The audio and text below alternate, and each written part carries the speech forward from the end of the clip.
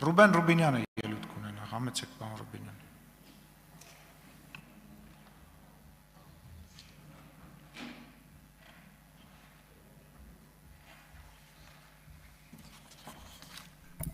Հարգելի գործընկերներ, լսելով Գեղամ Մանուկյանի ելույթը քիչ էր մնում արտասվեի,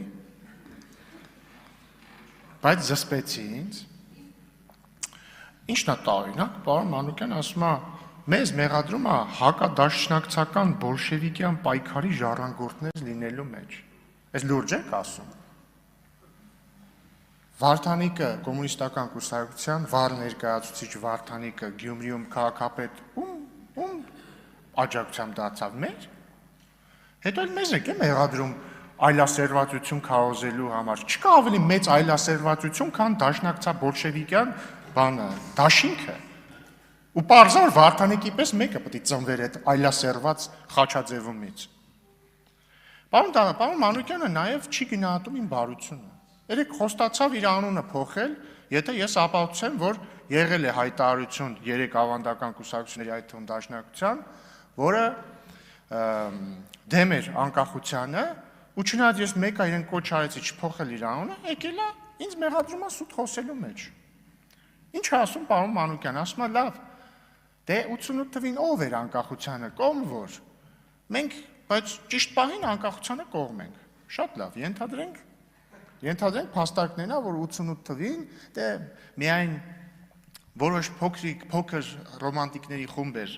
կողմ անկախությանը, հետագայում արդեն Ղարաբաղյան շարժումը փոխակերպվեց անկախության շարժման, դա չէ պարոն Մանուկյանի արդարացումը։ Բայց այդ արդարացումն էլ ախր շատ հեշտ հերքել էլի, որովհետև փաստերը համառ բան են։ Գոյություն ունի դրոշակ պաշտոնաթերթ։ Բոլոր դաշնակցականները գիտեն ինչա, դա ասեմ ավելին, մինչև այս պահը գործող ամենահին թերթերից մեկն է 19-րդ դարում է հիմնադրվել, դա դաշնակցության պաշտոնաթերթն է։ Օրինակ, եթե բացեք դրոշակ թերթը այսօրվա, հաստատ չեք տեսնի, որ օրինակ Նիկոլ Փաշինյանի կառավարությունը գործում է հաջող կամ Անդրանիկ Քոչարյանը լավ մարդ է, չեք գտնի այդպիսի որևէ արտահայտություն, որովհետև դրոշակ պաշտոնաթերթը արտահայտում է դաշնակցության պաշտոնական կարծիքը։ Եվ ինչ էր ասում դրոշակ պաշտոնաթերթը 1989 թվականին, օրինակ, ասում էր անկախություն պահանջելը ոչ այլ ինչ է, եթե ոչ անկախացախնդրություն եւ հայ ժողովրդին անտեղի տեղը հարվածի տակ դնելու դավաճանություն։ Սա ասում է դրոշակ պաշտոնաթերթը 1989 թվականին։ Ինչ էր ասում նույն հանրահայտ Մարուխյանը, Հրայր Մարուխյան, Դաշնակցության բյուրոյի ներկայացուցիչ, այսինքն Դաշնակցության թիվ 1 պաշտոնյան, կուսակցական 1989 թվականին, ասում էիք 88-ին ոչ մեկ անկախության համար չէր պայքարում, ես ձեզ բերում եմ 89-ը։ Ինչ էր ասում Մարուխյանը, ծայրահեղ կնկատենք այն ազգայինները, որոնց հակազդեցությունը ի դեպ կհասկնանք, որոնք Երևանի փողոցներուն մեջ Հայաստանի անկախության եւ խորհրդային միութենեն անջատման պահանջներ կդնեն։ Ծայրահեղ էր գնահատում։ Չեք ուզում 89-ը, գնանք 1990, ինչ է ասում Դաշնակցության պաշտոնաթերթը։ Բոլոր հանրապետությունները անկախության իրարանցումի մեջ են, իսկ հայությունը կարող է իր հստակ հայտարարություններով ցույց տալ, որ երբեք չի խզի իր հարաբերությունները ռուս ժողովրդի հետ։ 90-ը բավարար չի, գնանք 91։ 91, հասկանում եք, 91 տարի, որում Հայաստանը անկախացել է արդեն։ Չենք կարող ձեռք բերել անկախություն, չենք կարող պաշտպանել այդ անկախությունը եւ չենք կարող միջազգային ասպարեզում համակիրներ շահել մեր անկախության համար։ Էլի 90 թիվ։ 91 կներեք։ Եթե մեր ազգային եւ մարդկային նպատակներին կարելի է հասնել ուրիշ ճանապարհով, ապա ժամանակավոր կամ նույնիսկ ընդմիշտ կարելի է հրաժարվել անկախությունից։ Սա գիտեք ով է ասել։ Ընդհանրապես իմ մեջ բերած հատվածների մեծ մասը ասել է Էդվարդ Հովհաննիսյանը Դաշնակցության մեծերից։ Հաջորդը, էլի 91 թվին է ասվել սա։ Սեպտեմբերի 21-ին Հայաստանում տեղի է ունենալու հանրաքվե։ Ինչ կարող է պատահել այդ հանրաքվեից հետո։ Ենթադրենք, թե հայ ժողովուրդը միաձայնությամբ քվեարկեց խորհրդային միության կազմից դուրս գալու օգտին։ Ինչ պիտի դրանից փոխվի։ Նախ նշենք, որ միայն շատ միամիտները կարող են ենթադրել, որ ժողովրդի կամքը կարող է որևէ նշանակություն ունենալ նրա քաղաքական ճակատագրի մեջ։ Ասեմ ավելին, նույնիսկ 92 անկախությունից հետո Շատ ավելի լավ կլիներ, որ մեր արտաքին ու ներքին պաշտպանության հարցերը հանձնվեին մեկ ուրիշի, որպեսզի մենք կարողանանք նախապատրաստվել մեր իրական անկախությանը։ Այս կացությունը կարող է ստեղծվել վերականգնած միության մեջ։ Ուրեմն ինչու մենք չդառնանք միությունը վերականգնելու նախաձեռնողներից մեկը։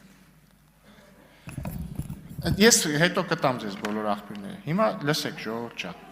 Իրականում կարող է հարց հնչի, ինչի եմ ես լավ խորացել 88-89-91 թվերի մեջ, էլի, ինչի եմ խորացել անցած ժամանակներին։ Խորացել եմ, որովհետև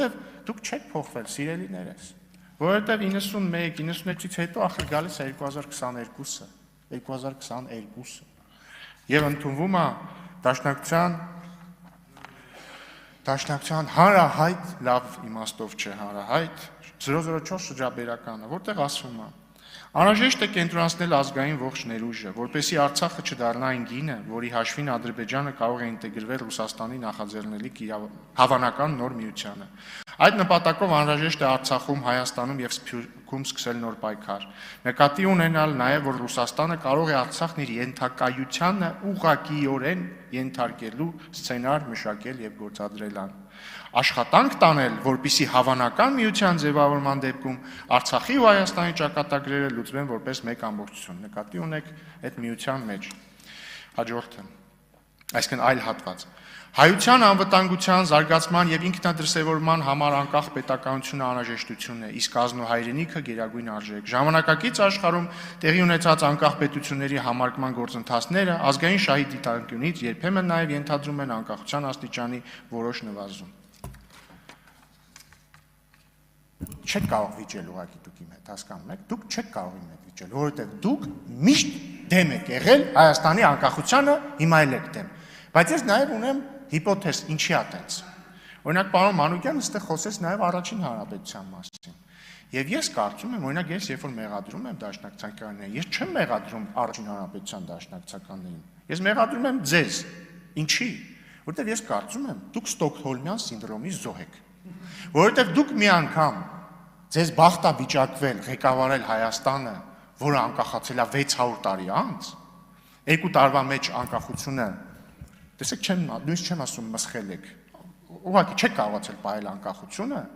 բայց ես ենթադրում եմ, որ դա ձեր վրա անդրադարձել է հետևյալ կերպ, դուք մեղավոր եք ձեզ զգացել եւ Ստոկհոլմյան սինդրոմի մեջ եք ընկել, որ ասել եք, կարող է մենք սխալ ենք արել, որ անկախության համար ենք պայքարել, կարող է պետք էր հանձնվել։ Ու դրա համար խորհրդային միության, ասենք, խորհրդային միության չէ, 50-ական, 60-ական թվականներից դաշնակցության մեջ մտածողության պարադիգման փոխվել, որ մենք ոչ թե պետք է պայքարենք անկախության համար, այլ պետք է հանձնվենք ու փորձենք ոչ թե պետական երազանքների հետևից գնալ, այլ ազգային։ Ու ձեր դեպքում դուք հակադրել եք ազգայինը պետականին, դա ակնհայտ է դրոշակի հոդվածներից։ Հիմա ժողովուրդ ջան, բան չի, ամոթ չի փոխվելը, ամոթ չի։ Մեր կուսակցությունը մենք փոխվել ենք։ Դուք հաճախ ասում եք, տեսեք, դուք ասում եք մինչև պատերազմը մի բան, հետո մեկ այլ բան, մենք էլ չենք հերքում։ Ասում ենք, այո, ասել ենք, որովհետև պետքա փոխվել, երբ որ դու հասկանում ես այս ճանապարհը։ Սխալ է, դու գնում ես այս մյուս ճանապարհով, երբ որ դու տեսնում ես իրադրությունը աշխարհի փոխվում է, դու գնում ես այս ճանապարհով։ Մի մնացեք 1960-70-ականների որոշակի կենտրոններից թելադրված նարատիվների տակ։ Մենք ունենք անկախ հանրապետություն, մեր աչքի լույսը, եկեք իրար հետ փայփայենք դա։